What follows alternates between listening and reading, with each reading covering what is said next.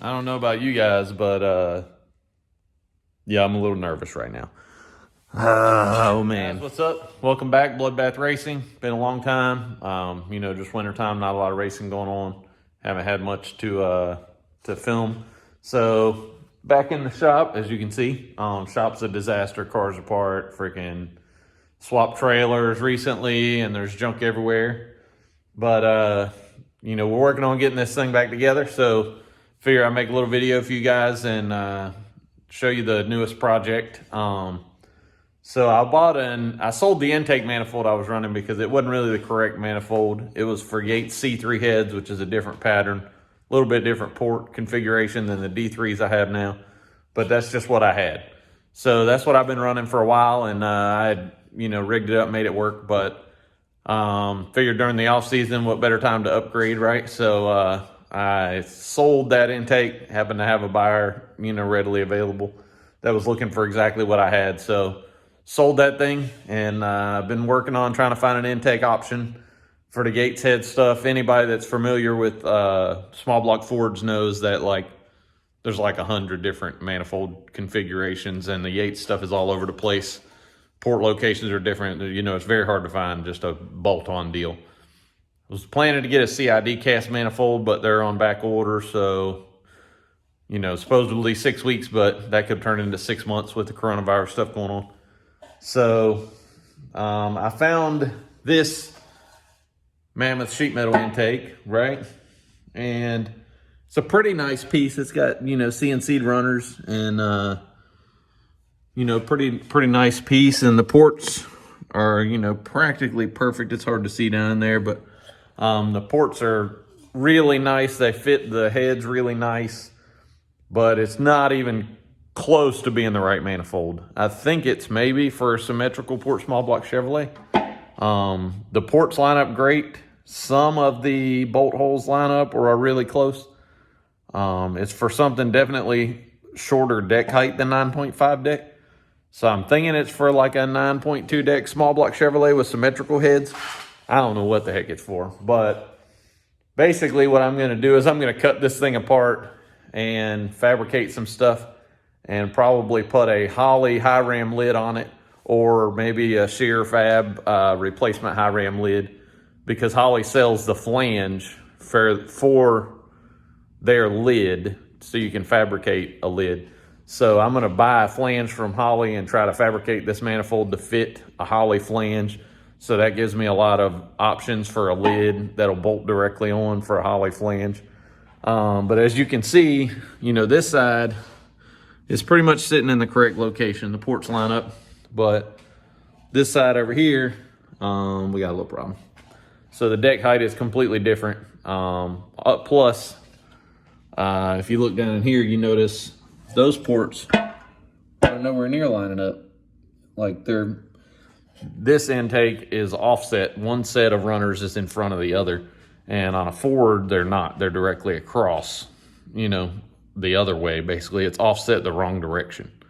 If you look right here, you can see the runner is right there. You can barely see the edge of the runner. And that's with this side lined up. So what I'm gonna do is split this manifold right down the middle, move that set of runners back, line it up with the ports, bolt both sets of runners down, cut all this flange, cut all this stuff off to where it's just 2 sets of runners, and bolt that to the engine. I have to make a center plate down here because it's going to be considerably wider. This is just epoxy they used in their original plate.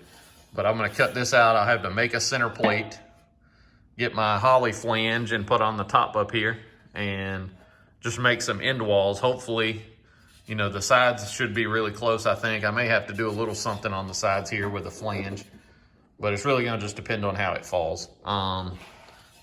For now, what I'm going to do is start cutting this thing apart, get the runners cleaned up, get all this old weld and all this old stuff off to where it's just the runners, and remake a plenum, and then order a Holley flange and see how I can make all this stuff line up. But basically, I just hadn't done a video for a while, and I thought this would be a really cool deal. You don't see, most people wouldn't tackle this kind of project. I probably have no business tackling this kind of project, but I don't have any good options. It's winter time.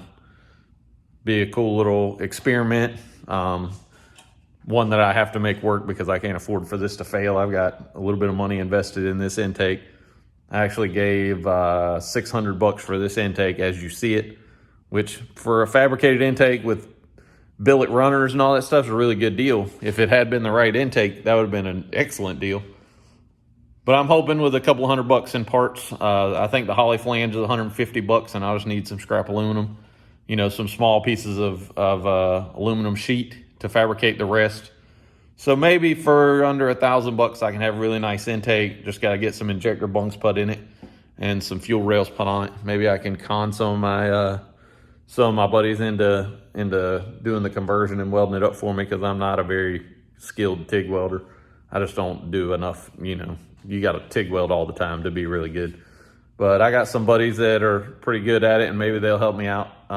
You know, I'm just going to get it all formed up and everything fitted, and then, you know, maybe I can con one of those guys into finish welding it out for me and welding some injector bungs in it, putting fuel rails in it, and you know, we have ourselves a really nice intake for $1,000. But for a fabricated sheet metal intake, that's a really good deal. I mean, it sounds like a lot of money. You know, even if I have $1,500 in it, still sounds like a lot of money. But I mean, it's $3,000 for a comparable intake like this. So, you know, I figure it'd be a good little wintertime upgrade. But so I'm going to chop this thing apart, and then I'll show you guys what I have to work with here.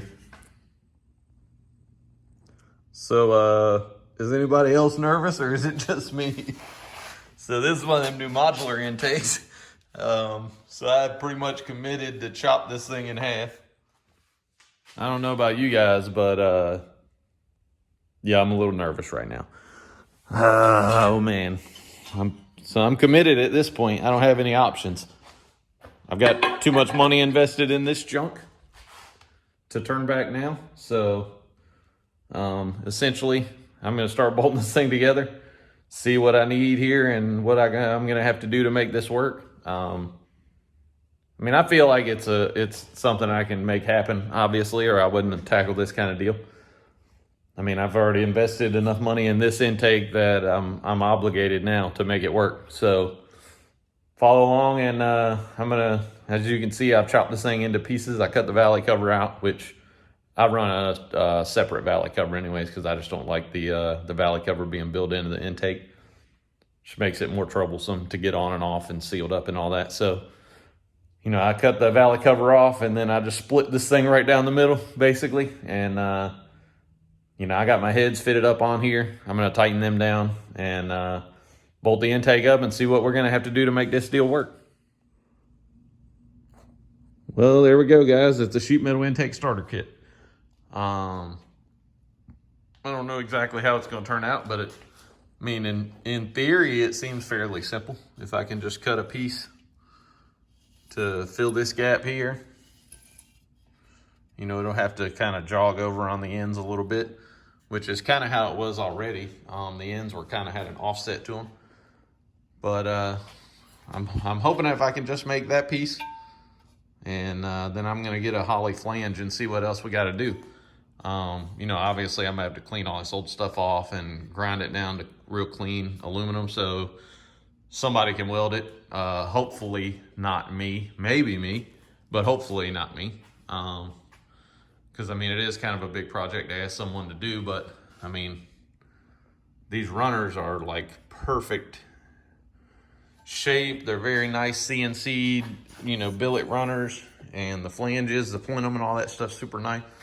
So, I mean, in theory, it shouldn't be too major of an undertaking, I hope. I'm just going to have to get somebody that can weld a lot better than me to finish weld it out. But I've got quite a few buddies that can weld, so maybe I can con one of those guys into doing it for me. But in the meantime, I'm just going to be cutting and fitting parts. So, in theory, it looks like my plan is going to work. I've got the other plenum on. You see, it's both plenums line up. All the ports, you know, look good. Line up perfectly with the cylinder head. It was just offset the wrong way. Now it's offset this way just a little bit for a small block Ford, but the intake was actually offset that way before. So I don't know what it came off of, but I know what it's going on. It's going on this small block Ford right here if I can make this work. So tomorrow I'm going to gather some materials up and order a Holley flange, so at least I'll have that to work from, because I mean that's primarily what it's going to come down to. So if I can get the Holley flange here and see exactly what we got to do to make it work. Sorry if the lights are killing you guys. I don't know. It's been a while since I've done some filming. So, you know, if the Holley flange will work, you know, to where I can build from that, you know, we'll have ourselves a decent little deal. It looks like, from what I could find online for the dimensions for the Holley flange, I think it'll be very close to fitting right. And depending on what funds look like, will determine whether I get a super nice sheer fabrication top piece. That thing is incredible. It does some awesome work. If the funds won't allow it, then I'll just have a regular Holley high ram top on it, which there's nothing wrong with that. That'll work great. And I feel like, I feel like it'll be a huge upgrade from any cast single full barrel intake. I don't think there's any comparison really for any of them to a large plenum EFI intake like this with equal length runners. So, you know, all cylinders have that equal opportunity for the same amount of air. And I think that's the best thing for distribution. And, you know, we got a 118 for this thing. So we're going to put 50 pounds of boost on it. So it's going to need all the help it can get as far as keeping the engine happy. Because, you know, I think we all know I don't have money to buy parts really that can withstand 50 pounds of boost.